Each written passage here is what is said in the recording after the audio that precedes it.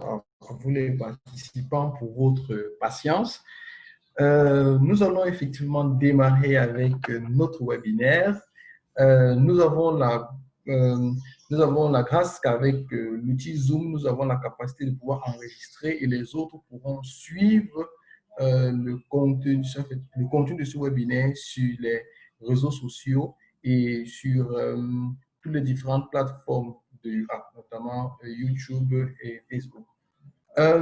D'entrée de jeu, nous voulons dire que le webinaire porte sur le thème de la culture de l'artémisia, opportunités économiques en temps de COVID-19. Ce webinaire est organisé par l'association Youth in Action, en abrégé YouAct. L'association Youth in Afrique, dans laquelle chaque jeune a accès à l'éducation, à la formation et aux ressources qui permettront de développer et vivre leur plein potentiel dans la société. Notre mission, c'est d'équiper et bâtir les capacités des promoteurs des toutes petites entreprises, des promoteurs des petites et moyennes entreprises, ainsi que des communautés défavorisées et en particulier les jeunes. Nos valeurs sont fondées sur la foi chrétienne et nous sommes engagés à développer un style de vie qui honore Jésus et qui encourage l'excellence. Youth in Action fait dans plusieurs domaines, le domaine de l'éducation, le domaine du leadership et le domaine de l'entrepreneuriat.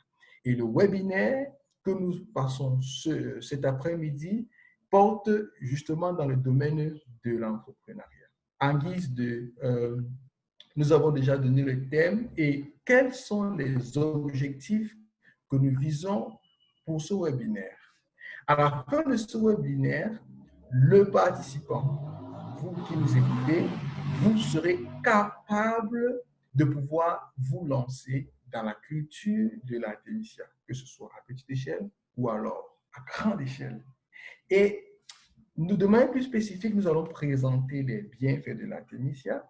Nous allons présenter l'itinéraire technique de l'artémisia. Nous allons présenter le budget nécessaire pour se lancer dans cette culture. Et nous allons également donner la possibilité aux personnes qui sont intéressées et qui aimeraient acquérir les plans d'artémisia de pouvoir, nous donnerons les contacts pour pouvoir répondre à ce besoin. Pour nous entretenir, nous avons un expert en la personne de Serge Bidja, qui est ingénieur agronome. Bonsoir Serge. Allô. Oui, Serge, nous t'écoutons. Bonsoir à tout le monde. Bonsoir Robert. Merci Serge. Alors Serge, nous te passons la parole pour que tu puisses effectivement nous entretenir sur l'artémisia. Alors, mais avant, nous voulons nous rassurer que nos éditeurs nous écoutent. Est-ce que Gladys Maenge nous écoute? Allô? Est-ce que M. Chakunte, est-ce que celui vous nous écoutez? Oui, d'accord, oui. OK. Donc, Serge, tu as la parole pour nous présenter. OK, merci beaucoup. Donc, merci. Serge, à toi la parole. Merci à chacun. Merci à Youth in Action. Merci à Opa de me permettre de m'exprimer sur un sujet qui intéresse la jeunesse et qui intéresse l'humanité entière. C'est un plaisir pour moi de prendre la parole et que pendant ce moment que nous puissions tous tirer profit de ce qui sera accessible ensemble. Ok, le thème de notre exposé est culture de l'artémisia, opportunités économiques en temps de Covid. Je vais d'abord le plan de l'exposé, le voici. Présentation de l'orateur, présentation de l'artémisia après une brève introduction, Artemisia et COVID-19. Artemisia, une opportunité. Commentation. Je m'appelle Bicha Serge et à Gilbert entre les deux noms. Et je suis chrétienne de nouveau, mariée et père de beaucoup d'enfants. Je suis ingénieur agronome phytotechnicien et je suis en service dans les projets cacao du Minater et j'ai fait une expertise en management de projets et je suis promoteur de quelques initiatives entrepreneuriales à travers dans ce pays. Et bon, donc voilà en gros de manière ramassée qui je suis. Ok. Pour parler en guise d'introduction, déjà, je veux dire que nous passons par un moment où le monde vit ce que nous appelons la pandémie du Covid. Et cette pandémie a des effets sur l'humanité. Ces effets sont de trois ordres. On peut les regrouper en trois ordres. Le premier effet, c'est une crise sur le plan de la santé, parce qu'il y a beaucoup de personnes qui meurent, il y a beaucoup de personnes qui décèdent et ça fragilise l'être humain. Ça, ça donne l'impression que beaucoup de choses, nous n'avons plus la main sur un certain nombre de choses. Et cette crise sanitaire a embrayé le pas sur une autre crise, une crise émotionnelle. Ça a créé de la peur, ça a créé de la psychose. Une psychose qui n'est pas simplement localisée à un continent ou à un pays, c'est une psychose généralisée à travers le monde. Et cette psychose généralisée a entraîné une autre crise, comme nous avons appelé la crise financière. Et cette psychose a fait donc que les États se barricadent. Personne ne veut plus aller chez l'autre et chacun empêche que les autres viennent chez lui. Et c'est vrai pour les personnes, c'est vrai pour les marchandises. Cela a entraîné dans la perte de beaucoup d'emplois chez beaucoup de personnes et d'où la crise financière. Et cette crise financière, comme je le disais tantôt, elle se solde par beaucoup de pertes sur le plan de l'argent pour les États, mais aussi pour les individus, à un taux de pourcentage de vie, en fait, une évolution de la croissance de 3 à 4%.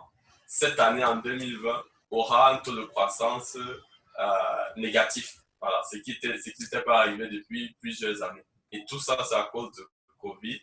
Et donc, le thème de ce jour porte sur Artemisia, porte sur les opportunités économiques et porte sur Covid qui influence notre vie actuellement. Nous allons présenter Artemisia, comme je l'ai dit tout à l'heure. Et la première chose qu'il faut savoir de Artemisia, nous avons une image d'Artemisia là. Artemisia, c'est une plante herbacée annuelle, ramifiée. Ramifiée parce que si vous regardez bien au niveau de la présentation,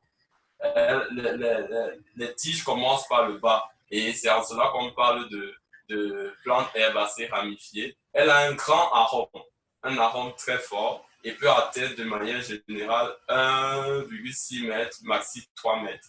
C'est une plante qui est originaire de Chine et qui se cultive de manière générale dans les pays tempérés, mais aussi en Afrique.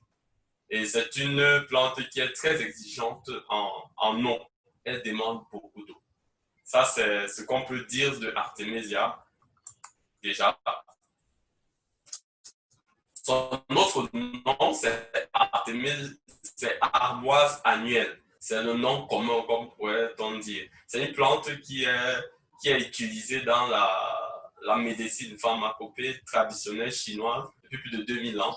Et elle permet de guérir plusieurs maladies, des maladies tropicales. De premier ordre, il y a le paludisme ou malaria, il y a la bilharziose, il y a la typhoïde et d'autres maladies dans ce sens. Et même Artemisia est utile pour protéger le foie, donc c'est un hépatoprotecteur. Bon, Artemisia est utilisé depuis plus de 30 ans par les sociétés pharmaceutiques pour les produits, les ACT. pour ceux qui connaissent Artemether, Artésumate, en général, tous ces produits-là sont des produits qui sont regroupés sous le thème ACT. Et ces produits sont les plus utilisés aujourd'hui pour traiter contre le paludisme. Donc, les ACT sont dans ces associations, comme je le disais, qui permettent de traiter et permettent de traiter le palud sur la base de 4 composants qui se retrouvent dans Artemisia. Artemisia n'a pas qu'un effet curatif. C'est-à-dire qu'on peut prendre Artemisia pour guérir, pour être soulagé de la maladie. Mais on peut aussi prendre Artemisia pour prévenir la maladie. C'est-à-dire qu'il faut prendre Artemisia quelques jours avant, plusieurs fois par semaine, 1 à 2 fois par semaine. Ça permet de protéger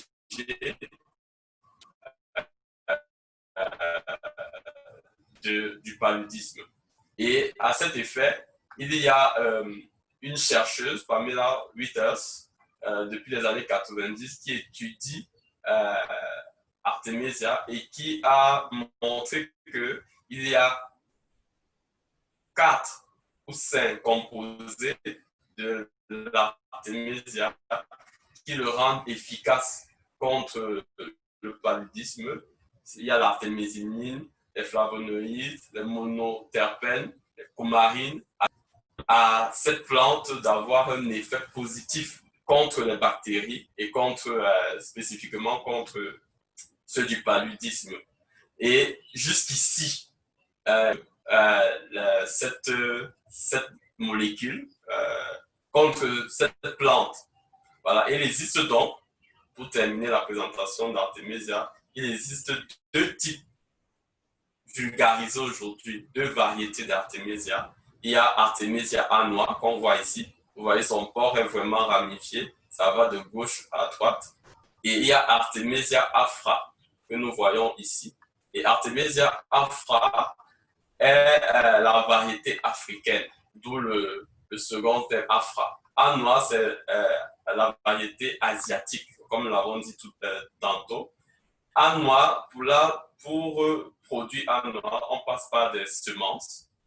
Pour produire afra, on passe par des bourgeons, un peu comme vous voyez sur cette autre figure. Ça, ce sont des bourgeons de Artemisia afra. Artemisia afra met beaucoup plus de temps pour grandir que Artemisia annua. Artemisia afra met une dizaine d'années. C'est un arbuste. Alors que Artemisia annua est une plante herbacée et qui finit son cycle en 1 an. Ça veut dire qu'après 1 an, vous êtes censé renouveler. En tout cas, l'arbre, je ne vais pas appeler l'arbre, la plante meurt pour donner vie à une autre, en fait. Alors que Artemisia afra pousse comme le goyavier, si on pourrait dire ça comme ça. Voilà, c'est ce qu'on peut dire déjà pour présenter Artemisia. Nous parlions tantôt de COVID-19 et Artemisia. Il y a, sans forcément s'attarder dessus, beaucoup de gens se posent la question, est-ce que Artemisia peut être utile contre COVID-19? Il y a des faits. La pandémie n'est pas encore terminée, mais il y a des faits que nous pouvons relever qui permettent de dire qu'il y a des avancées. Il y a des choses qui permettent de dire que Artemisia peut être utile dans ce sens-là. L'une des premières choses, c'est que le 19 avril 2020 à Madagascar, le président de ce pays, André Rajoelina, a dit à travers le monde qu'ils avaient découvert un remède qu'on a appelé Coronavirus Organics, CVO. Et ce remède, d'après eux, guérit COVID. Ce remède est fait à base de 60% de Artemisia et de 3 autres plantes, ont-ils dit.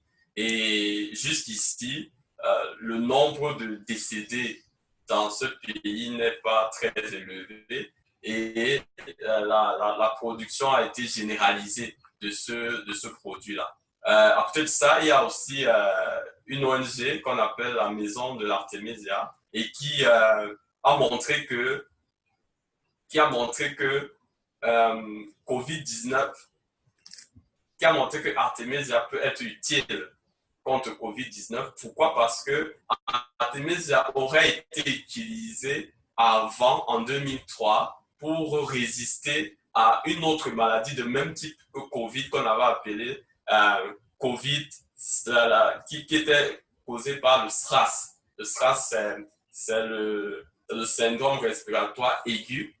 Et ce virus-là avait tué 800 personnes en Chine toujours. Et on avait utilisé des extraits de Artemisia pour venir à bout de cette première maladie qui n'était pas devenue une pandémie. Le 20 avril de cette année, un institut très réputé en Allemagne, un institut de recherche, l'Institut Max Planck, a mis sur pied 2 études pour se rassurer de ce que certains composés de Artemisia pouvaient venir à bout du virus qui est la source de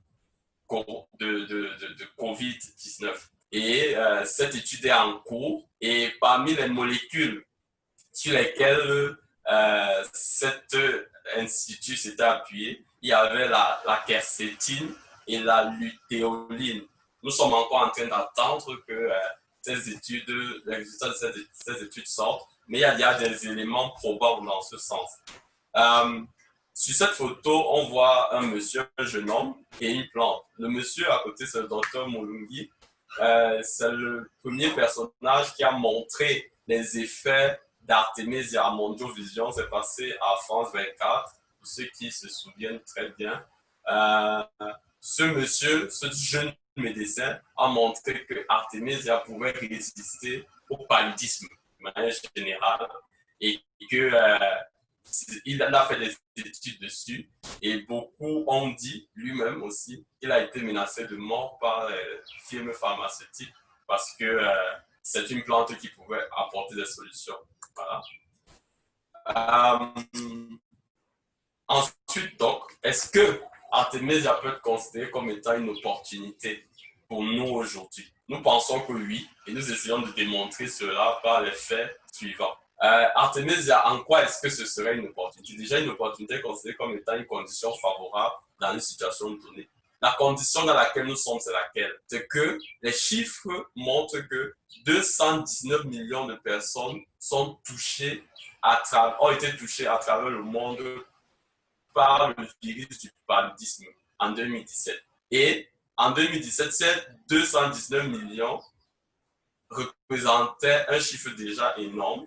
Ces 219 millions, c'était 2 millions de plus que l'année d'avant. Et ces 219 millions, on constate que 90% d'entre eux se trouvent en Afrique subsaharienne. Et il a aussi été démontré que 400 000 personnes en moyenne meurent chaque année de paludisme. Et le plus difficile, c'est que 80% de ces 400 000 représentent à peu près les enfants de moins de 5 ans. Et l'un des objectifs de l'OMS, c'est de réduire au minimum à 40% l'incidence de la maladie et de la rendre évitable. L'artémisia A noire a été introduite en Afrique et permet de lutter contre cette maladie, qui est le palu déjà, mais aussi, comme je l'ai dit, contre la bilharziose aussi. C'est une plante qui est cultivée en général pour les firmes pharmaceutiques et principalement à Madagascar. Et comme nous l'avons dit tout à l'heure, c'est une plante qui a un effet préventif curatif, mais aussi un effet répulsif. Ça veut dire que si on plante Artemisia tout autour de la maison, ça chasse les moustiques. En cela, c'est une opportunité parce que ça permet déjà de résister à une maladie qui touche tant de personnes. Artemisia aussi est une solution naturelle peu coûteuse parce que tout le monde peut cultiver Artemisia pour lutter contre la malaria. Et ça passe par des tisanes. Ça a un effet spectaculaire sur la santé, mais également sur la qualité de l'éducation. Pourquoi sur la qualité de l'éducation? Parce que dans beaucoup de pays de l'Afrique de l'Est, essentiellement, on a constaté que beaucoup d'enfants ne partaient pas à l'école à cause du paludisme. Et en prenant et en faisant des champs écoles d'Artemisia, il a été constaté que la plupart de ces enfants revenaient à l'école et même leurs enseignants parce que justement, Artemisia était devenu courant dans leur consommation régulière par semaine, de la semaine.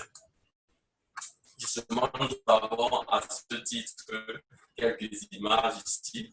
Nous voyons de ce côté des enfants en fait, des étudiants, des élèves, et ça c'est Artemisia. Ici nous voyons des personnes qui ont récolté Artemisia dans leur milieu de vie. Nous passons maintenant à l'itinéraire technique. Nous avons dit que nous sommes là aussi pour montrer comment est-ce qu'on peut produire Artemisia. Déjà, ce qu'il faut savoir, c'est que les périodes idéales pour la mise en terre d'Artemisia se situent entre avril et juin de chaque année. En général, ça représente les périodes où les saisons de pluie sont assez marquées déjà. Avril, c'est la petite saison de pluie qui commence. Et à partir de juillet-août, c'est la grande saison de pluie qui commence. Mais en juin-juillet, on a une petite saison sèche. Par exemple, c'est le cas à Yaoundé. Et il est donc bon de commencer à préparer son terrain un mois avant de mettre en terre. Parce que là, vous avez le temps de gérer cela. Sur le schéma, sur la figure que nous avons devant nous, nous voyons ce qu'on retrouve là, ce sont les semences d'Artemisia. Elles sont plus petites que les semences de la tomate. Et pour donc pouvoir les avoir, on est obligé de passer par ce qu'on appelle un germoir. Il faut faire germer, mais pour germer, on a besoin du sable. Et quand on veut préparer donc justement Artemisia, en fait, quand on veut préparer le germoir d'Artemisia, on prend une cuillerée de graines de cette semence qu'on mélange à 10 cuillerées de sable pour pouvoir rendre homogène. Voilà. Après, il faut préparer le germoir. Et pour préparer ce germoir, donc, on fait comme vous avez vu sur le schéma là, on délimite un espace de terre, soit avec des bambous, soit avec des planches, selon ce que vous avez autour de vous. On remplit cet espace d'eau, mais de l'eau bouillante pour stériliser. Pourquoi il faut stériliser? Parce qu'il y a des bactéries qui se trouvent dans le sol. Et on se dit qu'en chauffant donc avec de l'eau, ça tue ces bactéries d'abord. Lorsqu'on a stérilisé et qu'on attend environ 2-3 heures avant de faire le semis. Le semis, comme nous l'avons vu dans la diapo précédente. Après avoir ébouillanté l'eau et préparé son substrat pour le germoir, il faut mettre la semence, l'ensemble semence plus sable sur l'espace qui a été préparé à cet effet. Et après, on saupoudre cet espace d'une terre fine. Un peu comme vous voyez le monsieur en train de faire là. C'est justement pour mettre cette terre fine là dessus. Et ça permet donc à la plante de respirer. Après cela, il faut pulvériser de l'eau sur les graines encore pour que les graines puissent germer. Après, il faut protéger l'endroit, comme vous voyez sur la figure d'à côté. Le germoir est protégé des intempéries parce que s'il y a un vent très fort, s'il y a un soleil très fort, les plantes elles sont encore toutes petites, elles vont mourir. Donc, elles ont besoin d'être protégées. Et le germoir s'opère environ pendant jusqu'à 12 jours. Donc, c'est-à-dire que vous pouvez avoir entre moins d'une semaine et 2 semaines maxi pour avoir des plantes qui commencent à sortir de cette figure. Nous voyons justement des plantes qui commencent à sortir. Voilà. Nous avons ici, sur cette diapositive, un jeune plant qui vient de sortir du germoir, qui a jeté, qui cherche à sortir. Nous en voyons plusieurs là. Et Ceci arrive en général lorsque la plante a environ 4 cm déjà. Nous devons la repiquer pour la mettre en pépinière. Et on repique en mettant dans un plastique, dans un sachet plastique. Et le voici. Par exemple, c'est une plante que l'on doit mettre déjà, qui doit aller en champ. Et le plant qui doit aller en champ passe d'abord par la pépinière. Et en pépinière, ça met environ 1 mois encore, à peu près. Et ces plants peuvent être prêts pour aller en champ lorsqu'ils ont déjà 6 feuilles. Ici, là, on voit plusieurs plants. Il est difficile de reconnaître le nombre de feuilles, mais en général, quand on regarde bien sûr, compte en dessous, on va constater que ces plants peuvent dépasser 6 feuilles. À ce moment, les plants peuvent déjà eux-mêmes se gérer dans un champ. Et là, il faut simplement veiller à ce que lorsqu'on repique, qu'il y ait suffisamment d'eau. Si vous n'avez pas, si ce n'est pas en saison de pluie, il faudrait que vous soyez prêt à arroser. Le terrain qui accueille les plantes doit être préalablement désherbé, bien entendu. C'est comme toutes les plantes, elles n'aiment pas les herbes. Donc, il faut que le terrain soit désherbé, labouré superficiellement et billonné, c'est-à-dire qu'on fasse des petites mottes tout autour pour permettre aux plantes de grandir. Maintenant, on met le plant dans des trous qui ont normalement 10 cm x 10 cm x 10 cm. Donc, c'est ça. Il faut absolument faire des trous. Et, de préférence, accompagner la mise en terre de la fiente de poule. Parce que c'est une plante qui n'est pas exigeante, mais qui a besoin que la structure du sol soit très bonne. Et la fiente de poule est indiquée pour que la structure du sol soit améliorée. Donc, comme je le disais tout à l'heure, nous avons donc ici ces plants qui sont sortis pour la pépinière, qui sont sortis de la pépinière pour aller en champ. Sur les schémas que nous avons ici des personnes qui sont en train de mettre Artemisia, de les planter, Artemisia, et nous conseillons de manière générale pour la densité que nous ayons 1 mètre x 1 mètre. Certains prennent 80 cm x 80 cm, c'est-à-dire sur la même ligne, nous avons 1 mètre et entre deux lignes, nous avons 1 mètre, exactement comme ici. Là, c'est 1 mètre et 1 mètre, si vous regardez bien. Mais ici, je crois qu'ils ont respecté plutôt 80 cm chacun entre les plants. Donc, nous préférons 1 mètre x 1 mètre parce que c'est une plante qui aime beaucoup le soleil. Exactement comme vous voyez là. C'est une plante qui aime et qui a besoin du soleil, mais aussi de l'eau.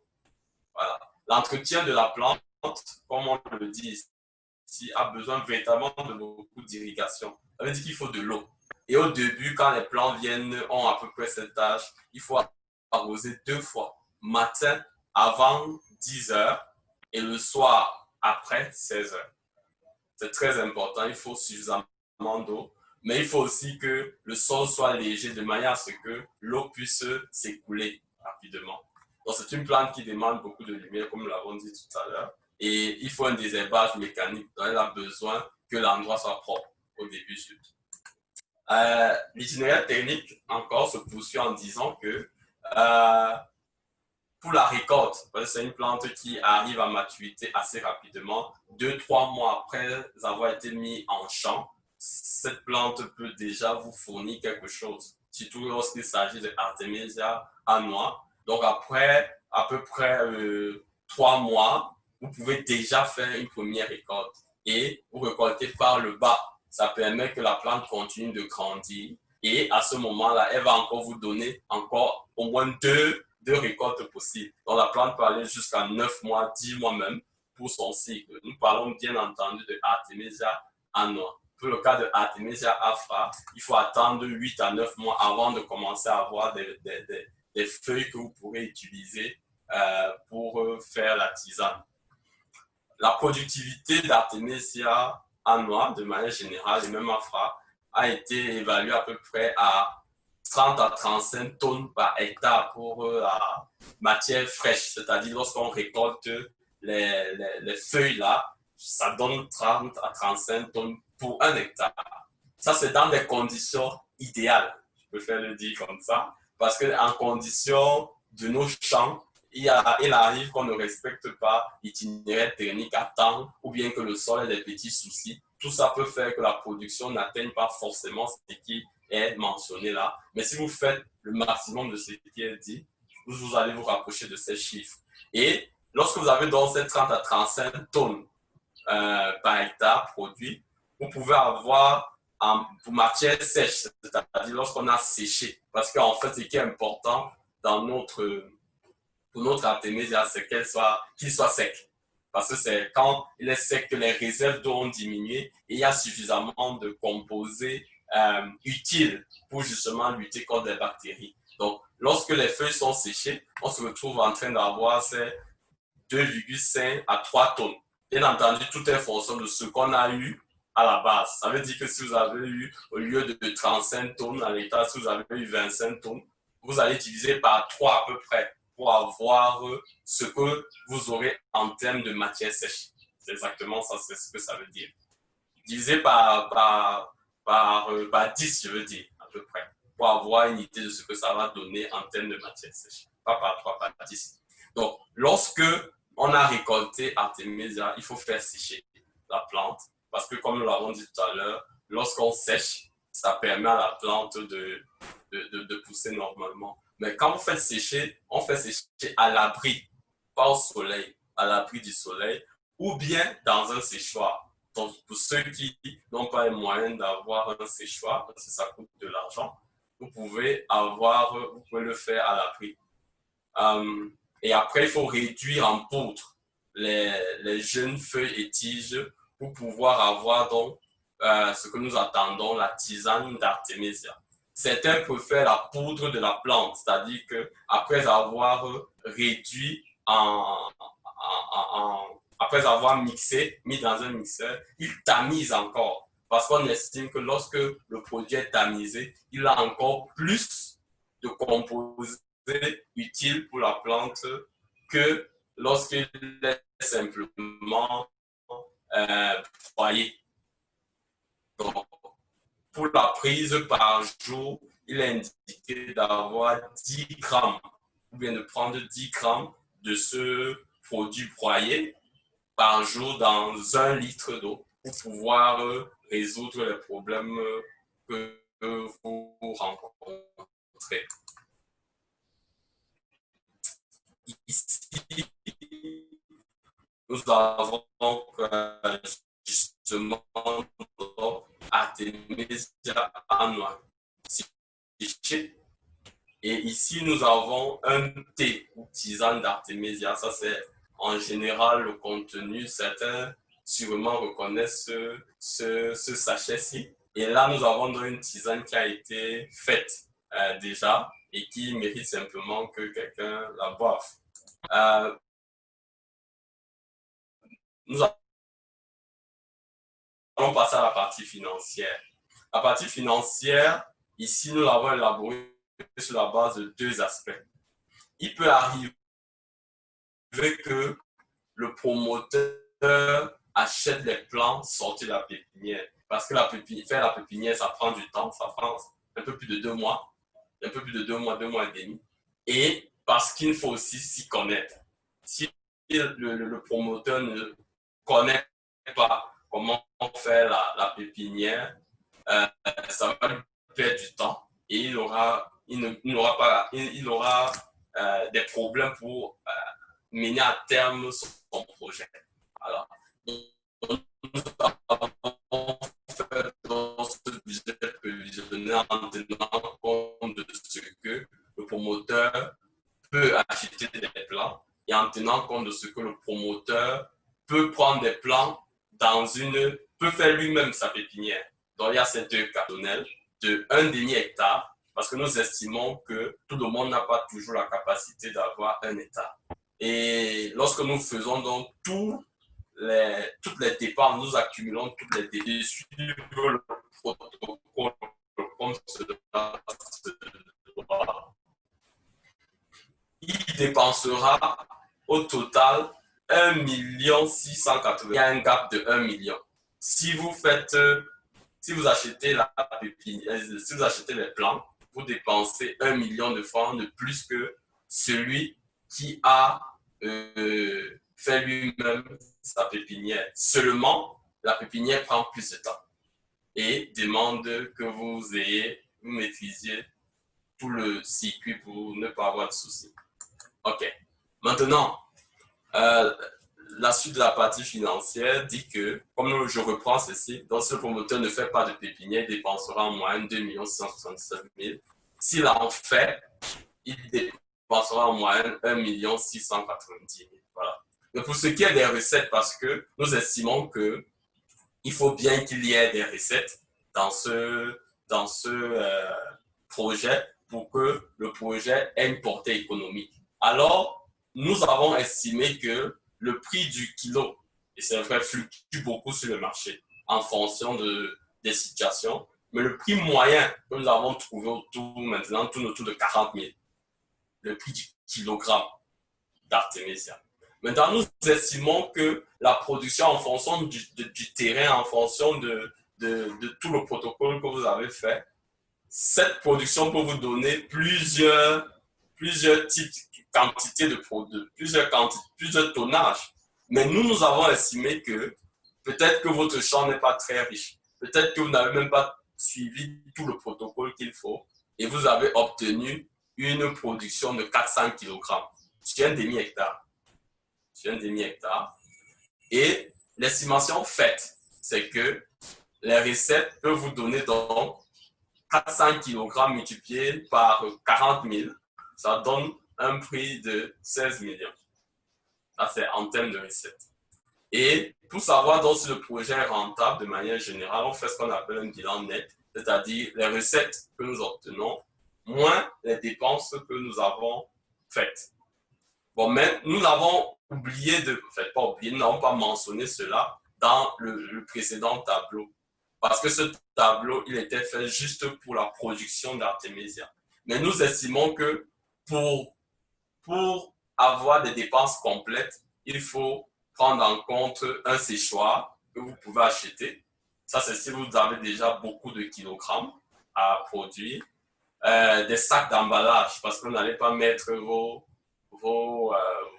artémisia récoltées sur le sol. Vous aurez besoin de sacs. Et les frais d'électricité, parce que les séchoirs fonctionnent, il y a des sources d'énergie. Quand ce n'est pas l'électricité, ça peut être le gaz ou encore l'énergie solaire. Dans tous les cas, vous devrez dépenser pour la source d'énergie. Et nous avons estimé que tout cela pourrait prendre environ 1 500 000 pour gérer cette autre dépense. Alors, dans notre bilan net, lorsque nous regardons, devrait faire à peu près 10 millions, il y a une erreur là, 10 millions, moins les dépenses cumulées là qui devraient faire 16 millions plutôt, moins les dépenses cumulées là qui devraient faire environ 11 881 000 dans le cas où on fait sans pépinière. Et dans le cas où on fait avec pépinière, on devrait avoir 12 810 000 à peu près. Là, il y a une coquille au niveau du bilan net là, mais ce que vous devez retenir, ce sont ces chiffres en gras. Voilà. Et dans les deux cas, on se rend donc compte que le bilan est positif. Et en économie, on estime que lorsque le bilan net est positif, ça veut dire que le projet est rentable. Ensuite, nous avons fait pour ceux qui n'ont pas assez d'argent, je vais dire ça comme ça, pour ceux qui ont des problèmes financiers, on s'est dit qu'ok, tout le monde n'a même pas la possibilité d'avoir un demi-hectare. Mais quelqu'un peut faire même artémisia sur 1000 mètres carrés. Parce qu'un hectare, c'est 10 000 mètres carrés. Un demi-hectare, c'est 5 000 mètres carrés. Donc, une personne peut avoir 1000 mètres carrés et décide de faire son artémisia. Elle dépensera en moyenne 700 000. 700 000 pour avoir 1000 pieds d'artémisia et tout le nécessaire. Et ici, nous avons considéré que la personne achète même les plants à peu près. Et si on estime que cette production donne environ 100 kg pour 1000 mètres carrés, ça va renvoyer à peu près à 4 millions. Et pour une dépense de 700 000, c'est 790 000 à peu près, ça va faire que la personne pourrait avoir à peu près un bénéfice de 2 millions environ. C'est 2 millions et quelques. Donc, voilà à peu près. Ça peut permettre à ceux qui ont envie de se lancer dans cette culture de se rendre compte que même avec un espace réduit, on peut déjà se faire quelques sous et de manière assez rapide.